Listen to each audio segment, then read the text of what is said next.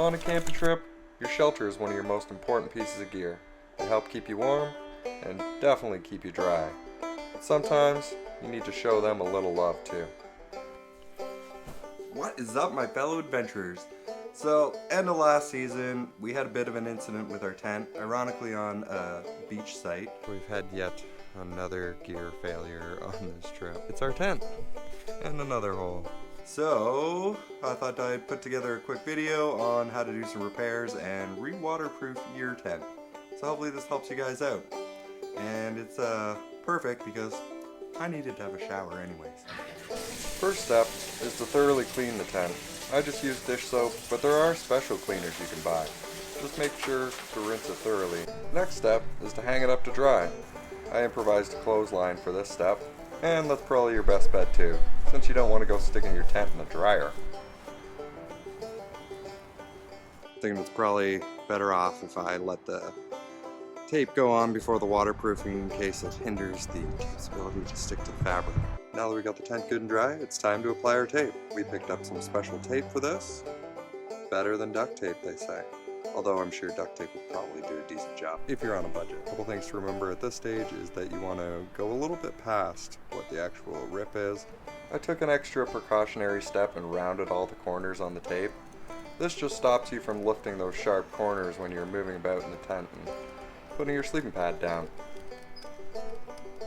Next, you're going to want to line the tape up in the position that you intend it to be in and just stick down a small corner to start. You're going to want to do this step on a big flat surface such as a table and call in reinforcements if you need it, in order to keep the tent laying flat and your tape free of wrinkles that might cause leaks. Be sure to press the tape down firmly everywhere, but especially around the edges where the tape will tend to lift.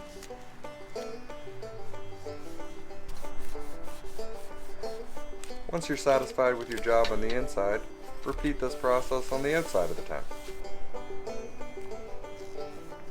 I tried my best to line up the second piece of tape with the first piece of tape I did.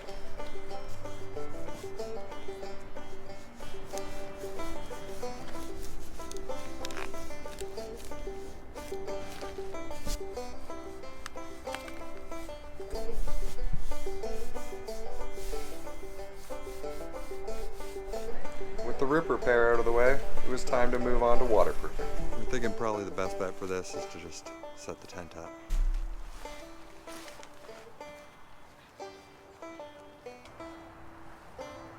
We did splurge for the new UV and waterproofing treatment, which is Nick Wax. Apparently high quality stuff, so we'll see how it goes. Hopefully it gets us through another year.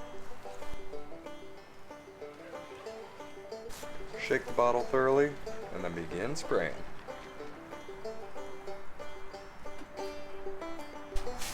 I started at the top of the tent and worked my way to the bottom just to make sure everything was thoroughly coated.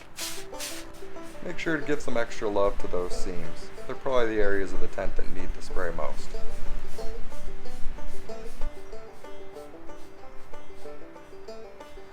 Once the tent is thoroughly coated, you're going to want to wipe away the excess spray with a damp rag. Again, paying special attention to the seams to make sure it's thoroughly coated. I tried to do this step in the same order that I sprayed the tent down, just to give the spray some extra time to soak in.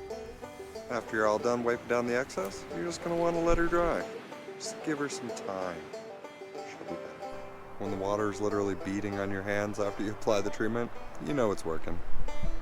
The only thing we have left to do is do the bottom of the tent, so I called in reinforcements once again. Same procedure as spraying the fly of the tent, so you got this one.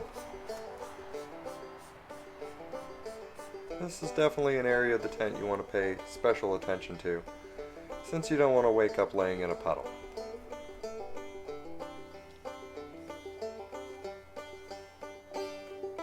If you're looking for more camping or paddling tips and tricks, check out some of my other videos. Get out there for some adventures of your own. They're waiting for you.